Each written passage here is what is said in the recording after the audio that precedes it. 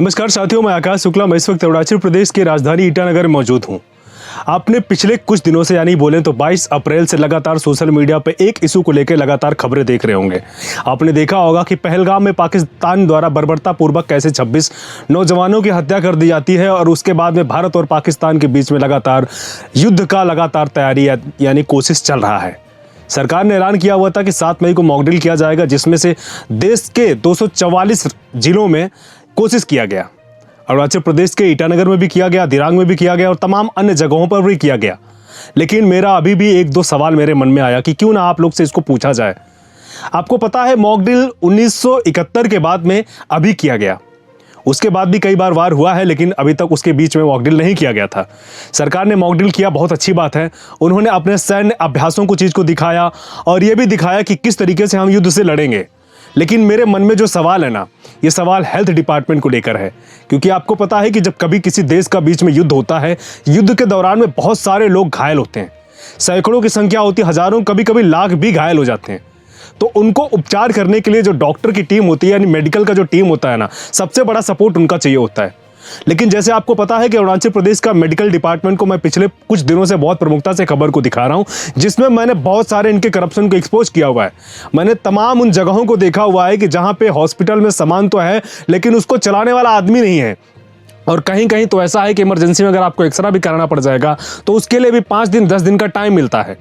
Doctor की team है, लेकिन डॉक्टर की टीम जो है वो सरकारी अस्पताल में नहीं है, अपने प्राइवेट क्लिनिक पे है। तो सवाल यहाँ ये हो रहा है कि अगर भगवान न करे, खुदा न खास्ता, एक बार लड़ाई हो जाती है और गलती से भी 1-2 बम गिरा देता है वो कहीं, मान लीजिए ईटानगर में ही गिरा देता है, वैसे मैं बिल्कुल भी नहीं चाहूँगा कभी भविष्य में ऐसा हो, लेकिन गलती से अगर वो गिरा देता है, उसमें 100 लोग भी अगर घायल हो जाते हैं, तो आपको लगता है कि अरुणाचल प्रदेश का हेल्थ डिपार्टमेंट जो उसको ठीक करने में सक्षम है? अभी आपने 2 दिन पहले देखा होगा कि एक आदमी एक दवा खोजने के लिए करीब 10 मेडिकल स्टोर को खोज लेता है और उसको लास्ट तक दवा नहीं मिलती है। और मैंने आपको दिखाया है कि मैंने सिजुसा में दिखाया हुआ था, जो यहाँ के स्वास्थ्य मंत्री का एरिया है, वहां में 10 साल पुरानी एक्सपायर दवा भी उनके डिपार्टमेंट में रखा गया होता है। मैंने आपको यह भी दिखाया हुआ है कि यहाँ में एक्सरे मशीन तो है लेकिन वो चालू नहीं है। अगर आपकी हड्डी टूट जाती है ना तो आपको 40-50 किलोमीटर दूर जाना पड़ता है। मैंने देखा हुआ है अरुणाचल प्रदेश में वो कोलोरियांग जिला को भी देखा है, जो चीन से बिल्कुल सटा हुआ जिला है। वहाँ में देखा है कि अगर वहाँ पे आपको लूज मोशन भी हो जाएगा तो आपको वहाँ में जो आपका वहाँ डिपार्टमेंट हेल्थ का, वहाँ में आपको उसका दवा भी नहीं मिलेगा। मैंने आपको अरुणाचल प्रदेश के आलो को भी दिखाया है, मैंने आपको पासीघाट का भी दिखाया, मैंने इवन ट्रिम्स को भी दिखाया है। मैंने अरुणाचल प्रदेश के मेडिकल डिपार्टमेंट को बहुत प्रमुखता से दिखाया और उसको दिखाने के बाद हमको महसूस हुआ है कि यहाँ का जो स्वास्थ्य सिस्टम है ना, वो लड़ने में कहीं से कहीं तक भी सक्षम नहीं है। मॉकड्रिल में आपने सब कुछ तो देख लिया, अच्छी बात है, लेकिन आपने अभी पिछले साल ही देखा होगा, 1 साल 2 साल पहले जैसे देखा था आपने नाहरलगुन में जो एक आग वाला घटना हुआ था, जिसको ये लोग बुझाने में सक्षम हो गए थे, नहीं थे मतलब ये लोग उसको बुझा नहीं पा रहे थे, वो भी बिल्कुल पुलिस स्टेशन के समीप में हुआ था, बिल्कुल पास में हुआ था। तो आप सोचिए ना, अगर कोई गलती से एक बम गिर जाता है तो उसको ये लोग कैसे निपटेंगे। हम ये नहीं कहेंगे कि लोग नहीं कर सकते हैं, करने को कर सकते हैं, लेकिन जो इनका काम करने का जो तरीका है ना, वो सही नहीं है। क्या सरकार ने हेल्थ डिपार्टमेंट को भी ट्रेंड किया है? हेल्थ डिपार्टमेंट को कैसे काम करना, क्या इसके बारे में भी सरकार ने कुछ सोचा है? क्योंकि हेल्थ ही सब कुछ, सबसे ज्यादा मजबूत होना होगा ऐसी दिशा में। अगर भारत का कोई भी आदमी घायल होता है या विदेश का यहां आके रह रहा है जो आदमी, कोई भी घायल होता है तो सबसे पहले उसको उपचार चाहिए होगा, और उपचार के लिए आपको डॉक्टर की टीम, नर्स की टीम, इन सब का पूरा आपका जो मेडिकल का सामान होता है वो सब रेडी होना पड़ेगा। लेकिन यहां ऐसा दिखाई बिल्कुल भी नहीं पड़ता है। हमने देखा है कि इमरजेंसी में भी बहुत लंबी लंबी लाइनें लगी होती हैं और आपको अल्ट्रासाउंड भी करना पड़ेगा तो भी बाहर से कराना पड़ता है, वो हॉस्पिटल में वो भी नहीं होता है। और अगर एक साथ में 50 लोग को जरूरत पड़ जाएगा तो शायद उसको करने में इनको 1 महीना लग जाएगा। क्योंकि ऐसे है ना कि डॉक्टर जो रजिस्टर में तो होते हैं लेकिन हकीकत में ऑफिस में मौजूद नहीं होते हैं। क्योंकि कभी कभी ऐसे हमें ऐसे चीज का करप्शन हो रहा है कि डॉक्टर लोग बिना ड्यूटी किए भी पैसा ले रहे हैं। बहुत से जगह हमने देखा हुआ, बहुत सारे नर्स को भी देखा हुआ है, मैंने उनका तमाम प्रकार का एटीट्यूड को भी देखा हुआ है, जो आप लगातार सोशल मीडिया पे आप लोग देखते भी रहते हैं। अगर उनके पास एक साथ में 100, 200, 500 मरीज पहुंच जाते हैं तो हमको लगता है कि इन लोग का तो किडनी भी फेल हो जाएगा उसको देख के, कहीं हार्ट अटैक ना आ जाए। हमने यहाँ में देखा है कि छोटी से छोटी बीमारी को लेकर भी लोग गुवाहाटी, दिल्ली, बेंगलोर, चेन्नई, कहाँ इलाज कराने के लिए नहीं जाते हैं। आप सोचिए ना, छोटी सी बीमारी के लिए अगर खुदा ना खास्ता यहाँ इस तरीके की कोई घटना हो जाती है तो ये लोग क्या उसका ट्रीटमेंट इलाज करा पाएंगे? उसका इलाज से ये लोग क्या सक्षम हो पाएंगे, निपट पाएंगे? क्योंकि यहां में तो ऐसे हो रहा है ना, करप्शन ने अपनी चरम सीमा को क्रॉस कर दिया है। शायद दिल्ली में बैठे हुए जो बड़ा तमाम प्रकार के मंत्री, उनको भरोसा होता होगा कि उन्होंने जो पैसा भेजा हुआ उसको यहाँ में सही उपयोग हुआ है, सदुपयोग हुआ है, लेकिन शायद उनको नहीं पता है कि मॉक ड्रिल तो करा दिया है, लेकिन उस पैसे का करप्शन में उन्होंने कैसे मिसयूज किया है या आपने कभी भी नहीं सोचा होगा।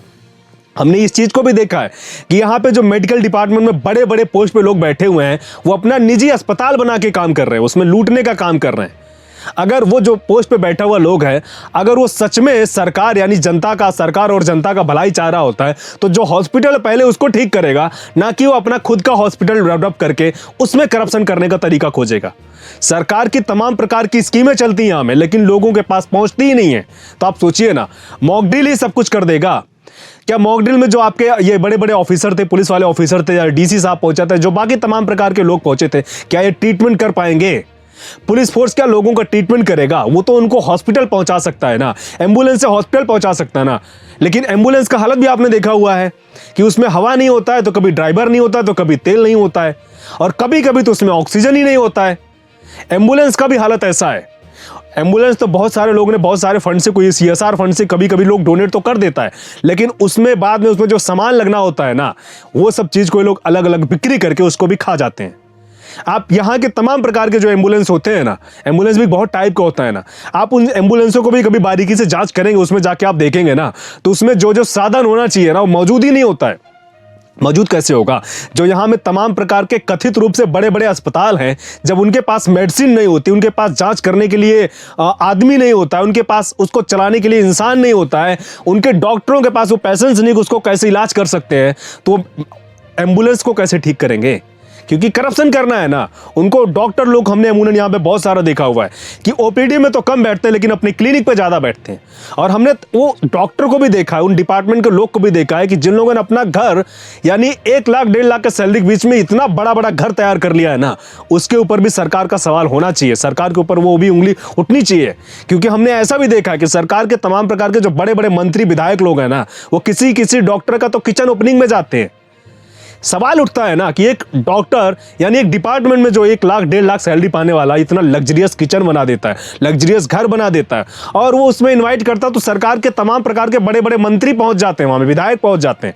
मानो कोई उसने भारत पाकिस्तान या भारत चाइना या किसी भी देश का जो वार को जीत लिया हो, ऐसे इनवाइट करता है, और लोग ऐसे पहुंच के वहां में जाके खाना खा के आते हैं। हालांकि मैं मॉक ड्रिल पे बात करूंगा, और मॉक ड्रिल पे मेरे मन में जो सवाल था मैंने आपसे पूछा, इसका जवाब का मुझे आपसे उम्मीद रहेगा। आपको लगता है कि क्या अभी सरकार ने जो मॉक ड्रिल किया है वहां में अरुणाचल प्रदेश का हेल्थ सिस्टम उससे निपट पाएगा? ये मेरा बार बार आपसे सवाल है। फिलहाल मैं हेल्थ स्कीम को लेके आगे का भी अपडेट आपको देते रहूंगा। तब तक आप देखते रहिए अवध टीवी, और मुझे इजाजत दीजिए। धन्यवाद।